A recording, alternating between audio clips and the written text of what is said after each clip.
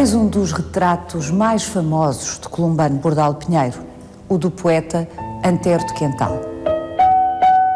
É um retrato inquietante que nos dá um homem cadavérico, atormentado. 2 anos depois de Columbano ter feito este retrato, Antero suicida-se. Terá o pintor tido uma premonição? Terá conseguido, como se propôs, radiografar a alma das pessoas que retratou? Vai querer saber mais? Venha connosco nesta visita guiada.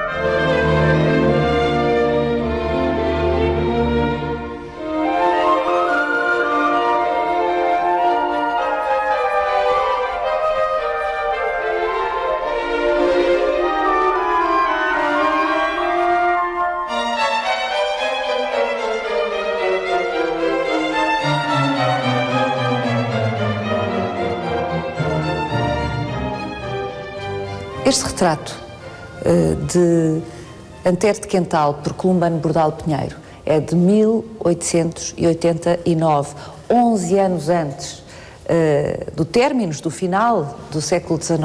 Mostra-nos um homem bastante atormentado, aparentemente. Nesta altura, em 89, era um homem decepcionado, desiludido com as aspirações que tinha defendido. E ele próprio reconhece, depois de ver o retrato, que Columbano era um novo Velázquez, que, enfim, é um retrato fantástico e ao mesmo tempo tenebroso, eventualmente lembrando-se também daquilo que, enfim, Columbano vira neste ano no Museu do Prado. Em 1889. Em 1889 ele visita pela primeira vez o Museu do Prado e observa com certeza os tenebristas espanhóis, especialmente Zurbarán, Ribera, e que davam uma importância grande à iluminação da composição. São artistas do século XVII, mas que através da iluminação valorizam determinados aspectos da composição e, neste caso, ele opta por um fundo negro, um traje também escurecido, um traje escuro,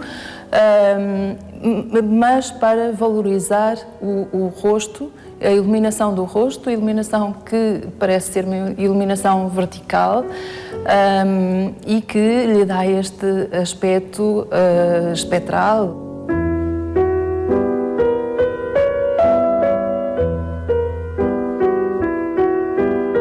Durante grande parte da segunda metade do século XIX, Antero fora um crente nas forças do progresso saídas da Revolução Liberal de 1820.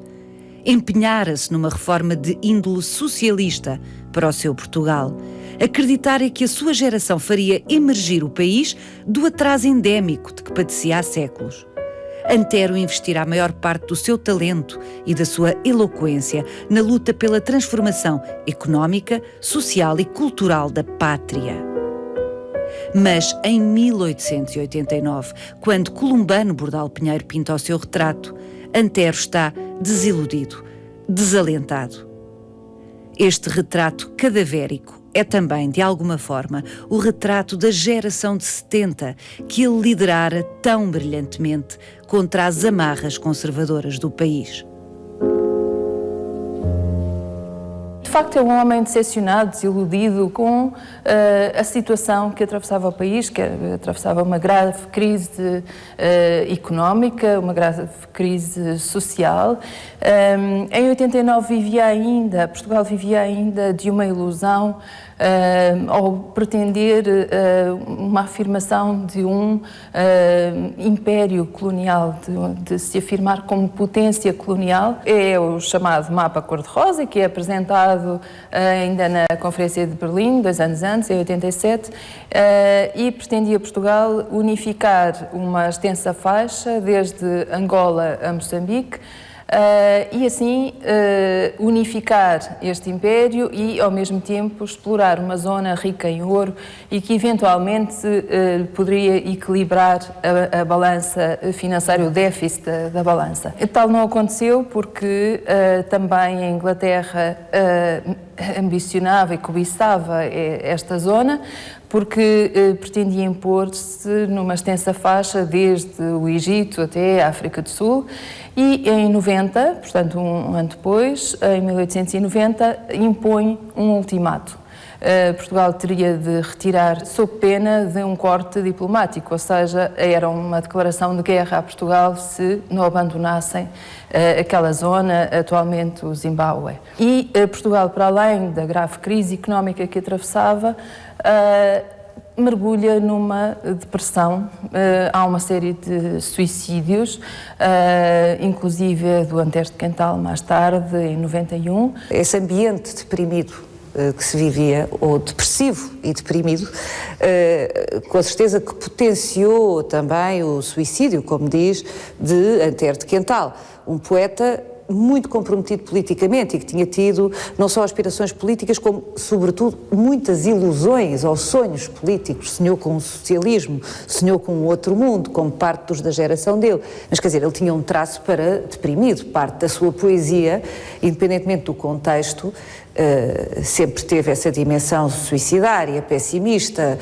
Sim, parece que sim. Havia oscilações de humor entre fases mais eufóricas e fases mais depressivas, mas de facto há muitos sonetos com o tema da morte, muito pessimistas. Ou seja, quando o Columbano Bordal Pinheiro, o nosso pintor, retrata Antero de Quental com este ar espectral, para usar a sua expressão, fantasmático, cadavérico, tenebroso, também não está a extrapolar excessivamente, bastava conhecer a parte da sua poesia deprimida e deprimente, não é? É engraçado porque há amigos de Columbano que o conheceram bem e que referem que conversaram calmamente, nunca podiam ver que 2 anos depois houvesse este desfecho. Provavelmente Columbano conversou com Antero de Quental bastante, e também para o pôr à vontade, para conseguir captar aquela que na altura se chamava observação psicológica, ou seja, as características do retratado. À época da apresentação deste retrato, portanto 2 anos antes, em 1889, Columbano Bordal Pinheiro foi logo criticado por apresentar Antero de Quental de uma forma tão negra. A verdade é que também não se estava habituado a este tipo de retratos, de tal forma que é quase incomodativo olhar para estes retratados. Belo Botelho comentou que Columbano era o pintor de almas. De facto, há este inventário de almas que, no fundo, este retrato é o início de uma série grande.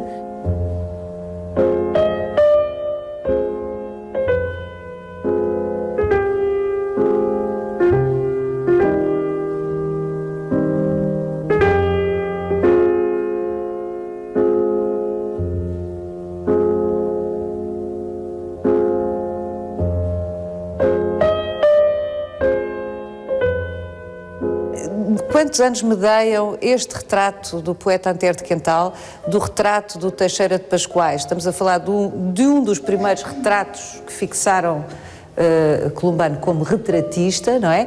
E um dos últimos. E um dos últimos, de 1927, este retrato de Teixeira de Pascoais, já há um outro ambiente, já há uma cerca outra... de 30 anos entre este retrato e este retrato. Já há uma outra situação política, agora com a imposição da ditadura nacional. E este retrato é o retrato do poeta, e o próprio o Teixeira de Pascoais reconhece que este retrato é mais real e verdadeiro do que ele próprio. Ou seja, não é o retrato que se parece comigo, dizia ele, mas eu é que me pareço com este retrato. Generoso, Teixeira de Pascoais, generoso com o columbano.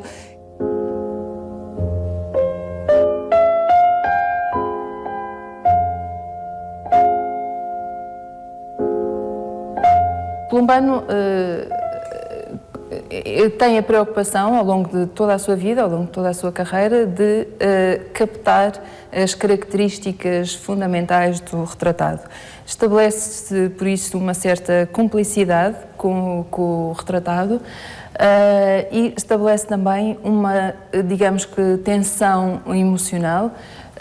Não é uma cópia fiel daquilo que ele está a ver, mas ele pinta mais o que sente do que o que vê. Sendo assim, é aqui que reside a modernidade de Columbano. Vamos até outra das pinturas icónicas, mais famosas, de Columbano Bordal Pinheiro, Concerto de Amadores.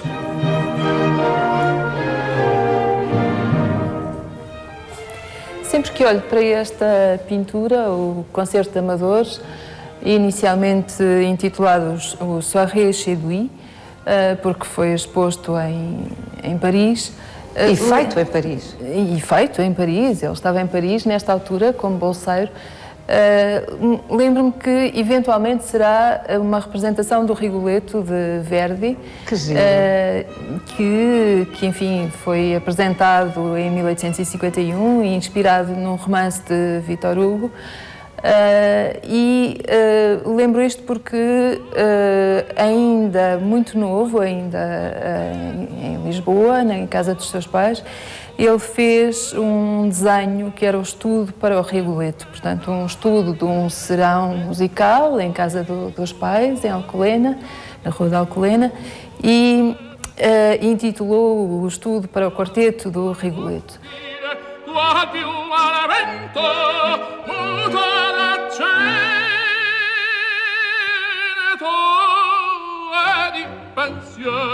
É uma cena de intimismo, mas com umas dimensões quase épicas Sim, a escala desta pintura de história, de uma pintura monumental. Mas é um serão familiar, portanto uma cena banal do cotidiano e que é valorizado a esta dimensão. Ele pinta o que sente e não exatamente o que vê, a coisa difusa, uma recusa em ser definitivo ou aparentemente definitivo nos traços que nos dá dos retratados. Aqui também, como sublinha, esta escala inesperada para uma cena doméstica, uma escala tão grande, uma pintura tão grande, são traços de contemporaneidade que, por outro lado, se articulam com a paixão que visivelmente Columbano Bordal Pinheiro tinha por pintores do século XVII. De facto, não há aqui uma influência, não há influências fortes de determinados artistas, mas há referências. E lembro aqui Ter Borch, que é um mestre holandês do século XVII, pouco conhecido, mas que tem curiosamente uma biografia muito semelhante à de Columbano. Há uma formação familiar, o pai também era artista e há uma ligação grande também com uma irmã que muito admirava e que também era artista e que normalmente aparece representada exatamente como Maria Augusta e com um vestido, enfim, cor de champanhe, metalizado, tal como esta. Há uma composição, que é a leitura da carta do Ter Borch, que eventualmente, em termos de organização das figuras, poderá aproximar-se e também por este contraste dos fundos escuros com esta saia metalizada.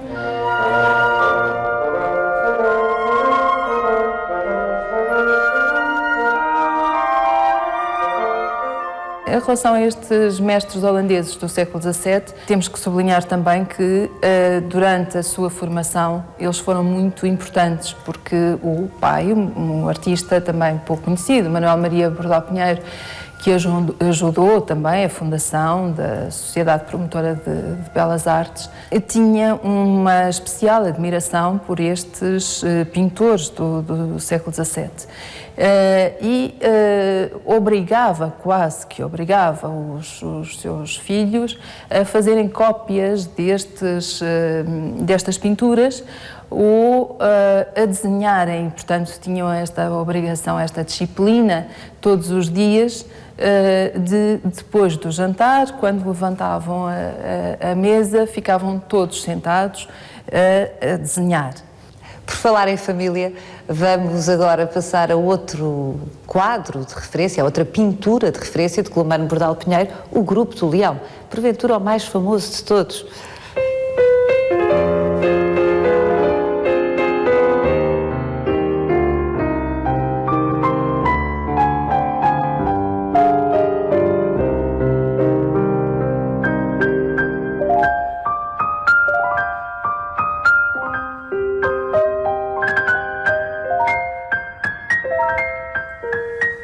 Aqui está o grupo da Cervejaria do Leão, um grupo recorrente, habitual na vida de Columbano Bordal Pinheiro. Sim, é o grupo da geração naturalista e no centro está o Silva Porto. Silva Porto que regressa de Paris em 1879 e com a novidade da pintura naturalista, da paisagem naturalista, dos valores atmosféricos, da pintura de ar livre, tomada ou no ar livre. Ao seu lado, António Ramalho, com este laço de artista, era um retratista, mas também um paisagista. O João Vaz, um marinhista da zona de Setúbal, e em primeiro plano o José Malhoa. Com a bonacheirão, simpático, a fumar o seu cigarro. Simpático, pintor naturalista de paisagem, mas também de costumes. Fialho de Almeida costumava dizer que era o pintor da Odisseia Rústica Nacional.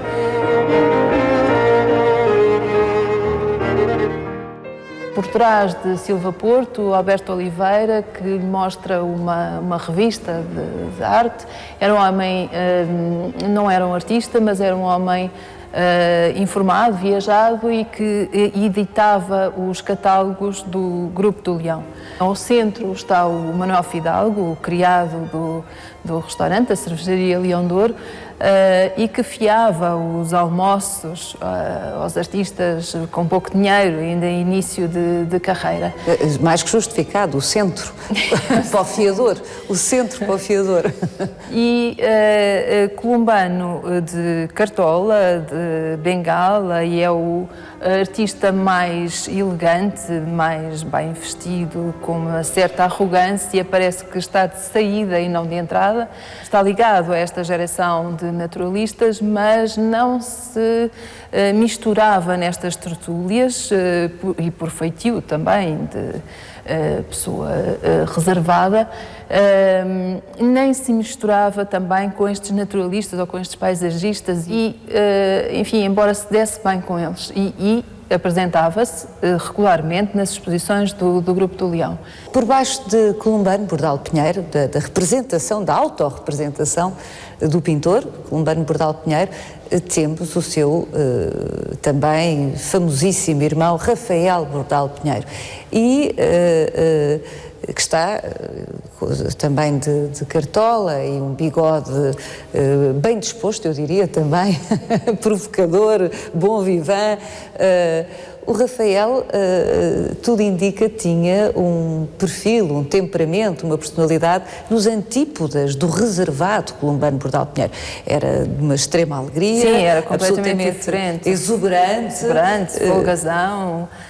um tanto boémio, provocador, muito provocador. Ele esteve 4 ou 5 anos no Brasil, nestes anos 80, e acaba por sair de lá com atentados mesmo, porque ele criticava tudo e todos, se fossem políticos, pessoas ligadas à religião, e de uma forma muito cáustica, muito satírica. Antológica, aliás, porque até hoje, enfim, as imagens do Rafael Bordal Pinheiro perduram no nosso imaginário coletivo. E não só de caricaturas, mas também de cerâmica. Exatamente. E na invenção, ou, enfim, na valorização dessa personagem do Zé Povinho. Exatamente. De alguma forma, o Rafael era o contrapoder, enquanto que o Columbano Bordal Pinheiro era a sempre figura mais ligado ao poder. Ao status quo, não é? A quem dominava. Ele era sempre, de alguma forma, próximo de quem estava numa posição dominante, enquanto que o Rafael não resistia a desfazer qualquer figura que emanasse do poder ou com poder. É isto. Como é que eles se davam os dois? Sim, davam-se muito bem. O Columbano admirava muito o Rafael, embora fosse bastante mais velho. Aliás, o Rafael morre em 1905, ainda praticamente no início da carreira de Columbano, ou pelo menos quando ele começa a ter mais projeção. E esta pintura é feita em 1885 por encomenda do dono da cervejaria. Curiosamente é um grupo de 13, mas eventualmente por alguma superstição aparece ao fundo uma última figura, um 14º elemento, porque nestas mesas burguesas havia a superstição de que o mais novo poderia morrer.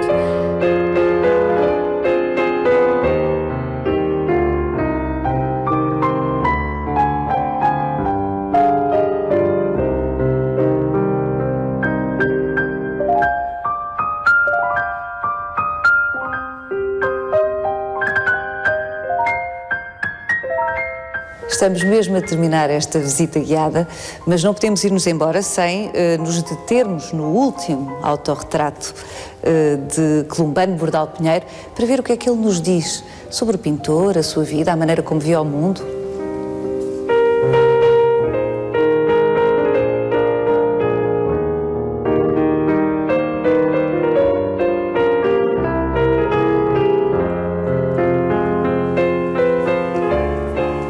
Eis um autorretrato inacabado porque Columbano Bordal Pinheiro escapou-lhe a vida antes de o terminar. Sim. Portanto, é um autorretrato, naturalmente, de 1929, que é o ano em que ele morre. Exatamente. Inicialmente ele previu colocar aqui o retrato da mulher, portanto seria o retrato do casal. E, curiosamente, no estudo que fizemos na última exposição de 2010, com o Instituto José de Figueiredo, o estudo laboratorial, percebe-se que há um desenho preparativo da pintura, o que não era vulgar, porque Columbano começava a pintar praticamente sem estudos prévios, de cima para baixo, como aliás se vê, toda esta zona está mais inacabada, está mais elaborada, não é, do que esta mais inacabada. Mas provavelmente pela idade, por já não se sentir muito bem, sentiu necessidade desse estudo, desse desenho preparativo da pintura. O Columbano Bordal Pinheiro é um grande pintor universal ou é um grande pintor português? Talvez possa ser as duas coisas. No fundo não é, porque não é um pintor internacional, com projeção internacional, mas de facto é um caso muito português, exatamente porque conseguimos perceber, como num dicionário de História de Portugal, o que aconteceu nesta viragem de século e nos inícios do século XX, o que aconteceu de transformações políticas, económicas, sociais e através do retrato. E, portanto, neste sentido, ele é um pintor nacional. Mas, por outro lado, e pela qualidade da sua pintura, há aqui uma grande modernidade e, dada a qualidade da sua pintura e a diversidade até tanto de temas como de pincelada e de mancha, poderá ter uma projeção internacional e estou convencida que um dia terá.